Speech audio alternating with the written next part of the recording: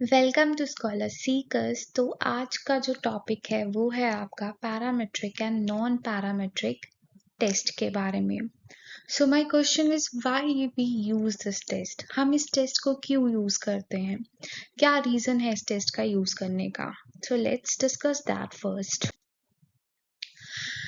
तो ये टेस्ट को हम क्यों यूज करते हैं, तो एक एग्जाम्पल से करते हैं कि एक क्या है यहाँ एग्जाम्पल, एक सॉफ्ट ड्रिंक कंपनी है, वो ये क्लेम कर रही है कि जो हमारे सोडा है, नया वाला सोडा उन्होंने लॉन्च किया है, वो बेटर टेस्ट करता है पुराने वाले से, है ना। तो ये ऐसा क्लेम कर रहे हैं।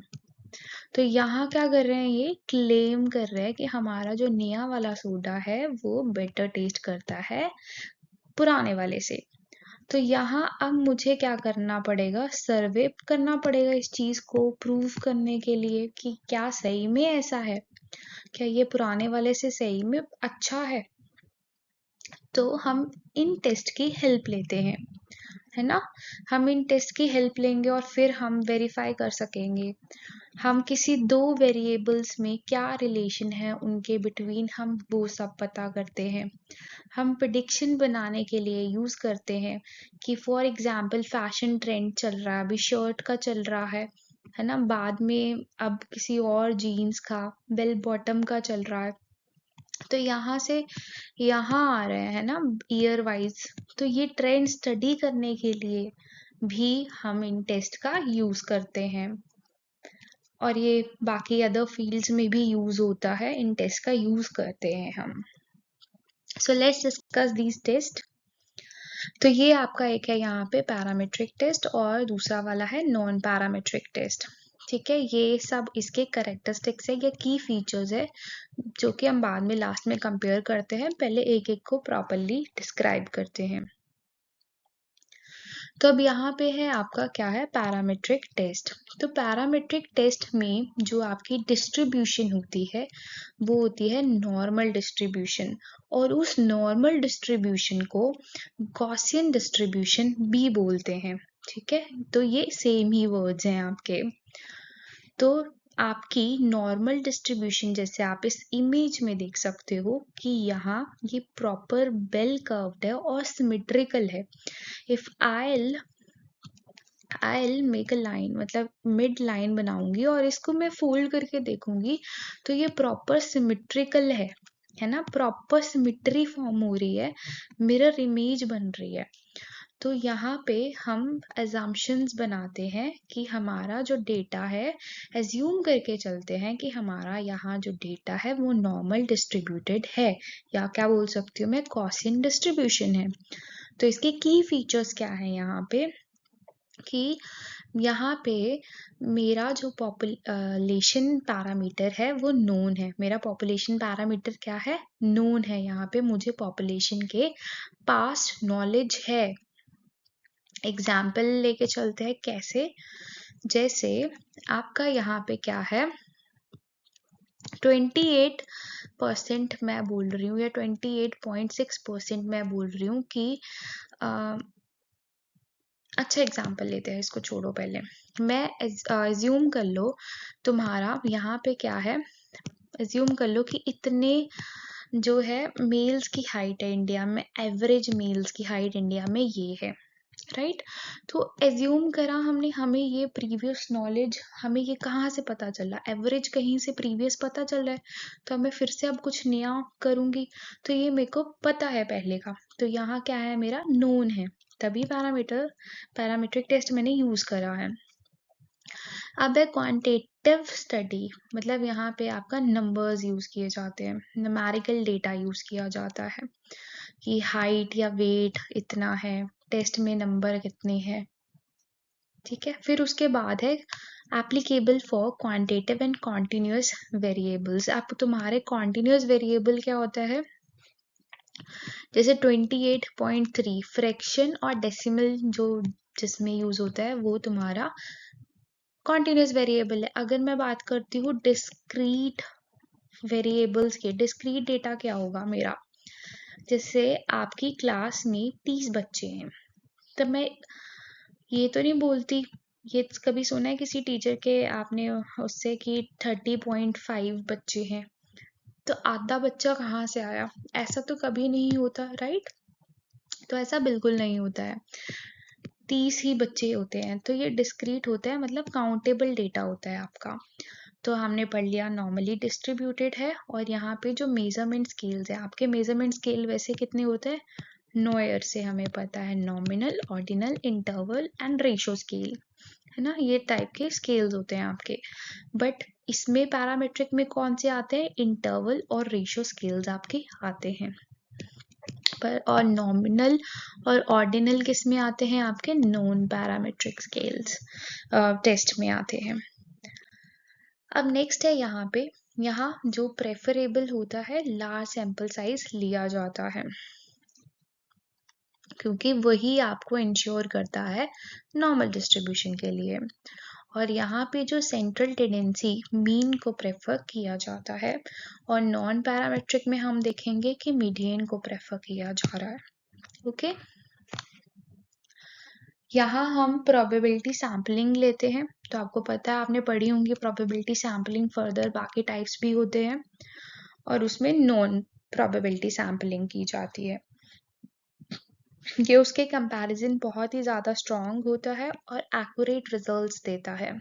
अब आप लार्ज सैंपल्स यूज़ कर रहे हो, ऑब्वियसली है एक्यूरेट रिजल्ट्स आपको देगा। और इसमें आगे फर्दर आपके इसके टेस्ट कौन से आते हैं? तो टी टेस्ट आता है इसमें, आपका जी टेस्ट आता है, आपका एफ टेस्ट आता है, अनोवा आता है। ये हम सेकंड पार्ट में डिस्कस करेंगे।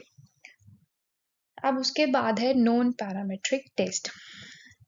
यहाँ हमारा जो डेटा होता है वो स्क्यूड होता है, मतलब डिसप्रोपोर्शनेट होता है हमारा डेटा। नॉर्मल डिस्ट्रीब्यूशन कैसी थी? ऐसे थी, है ना? नॉर्मल डिस्ट्रीब्यूशन ऐसे थी, बट ये फॉलो नहीं करता है। यहाँ हमारे पॉपुलेशन पैरामीटर्स अननोन होते हैं। और यहाँ जो प्रेफरेबल जो होता है, कौन सा होता है? क्वालिटेटिव स्टडी की जाती है, राइट? अब आप ये, जैसे क्वांटिटेटिव कैसे होता है? क्वांटिटेटिव नंबर्स होते हैं, है ना? आप ये तो नहीं बोलते कितने सुंदर हो आप, तो वो कितना सुंदर किस में आएगा? आपका क्वालिटेटिव में आएगा। आप नंबर्स में बता सकते हो आप कितने सुंदर हो? नहीं। उसके बाद एप्लीकेबल इसमें दोनों ही आते हैं आपके, कॉन्टिन्यूस भी और डिस्क्रीट भी। नो सर्च डिस्ट्रीब्यूशन असम्पशंस यहाँ नहीं होती है, हमने पढ़ लिया। और स्क्यूड आपकी दो टाइप्स की होती हैं, एक पॉजिटिवली स्क्यूड और एक नेगेटिवली स्क्यूड, ठीक है?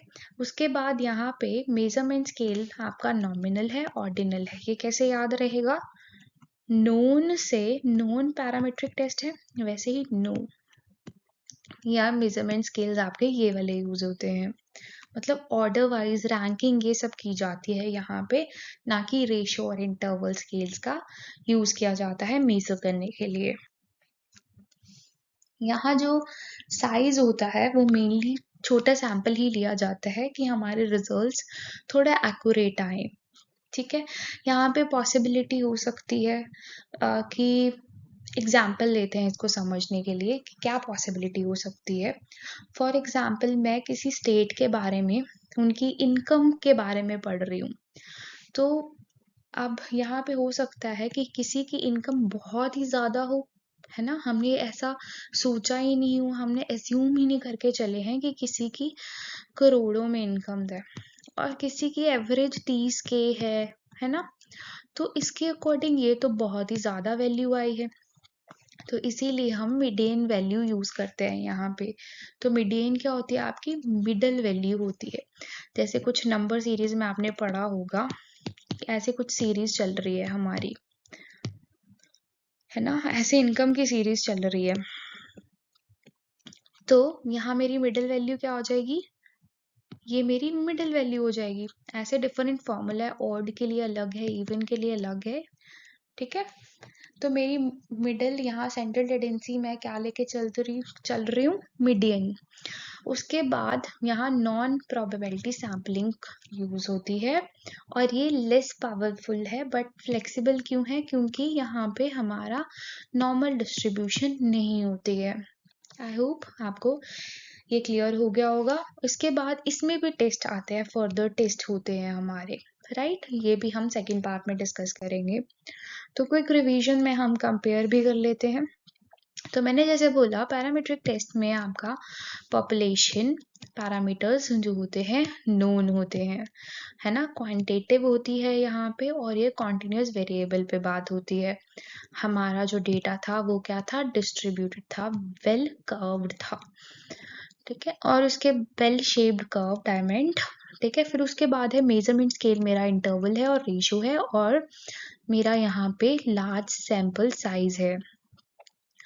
सेंट्रल टेंडेंसी मैं मीन को लेके चलती हूँ और यहाँ पे मीडियन को लेके चलती हूँ, है ना? यहाँ मैं नॉन प्रोबेबिलिटी सैम्पलिंग, देखो नोन नोन ही चल रहा है यहाँ पे, नोन, यहाँ प्रोबेबिलिटी, यहाँ प्रोबेबिलिटी, यहाँ पॉपुलेशन नहीं पता हमें, क्वालिटेटिव डेटा, यहाँ कॉन्टिन्यूस और डिस्क्रीट दोनों, है ना? कुछ डिस्ट्रीब्यूशन नहीं है, मतलब यहाँ नहीं वाला ही चल रहा है ना, सब इसका ऑपोजिट ही चल रहा है, तो don't get confuse with that. ये कम पावरफुल है, ये ज्यादा पावरफुल है, छोटा सैंपल, बड़ा सैंपल। यहाँ जो मेजरमेंट स्केल है वो आपका नॉमिनल है, ये भी नो चल रहा है, ठीक है? No distribution, no nominal measurement scale है। तो ये बहुत इजी हो जाएगा यहीं से आपको इसके कैरेक्टरिस्टिक्स लर्न करने के लिए। तो बस ये यहीं तक वीडियो है आपकी। अब सेकंड पार्ट मैं जल्दी अपलोड करूंगी। Thank you for watching. If you really liked, तो please like and share and subscribe my channel.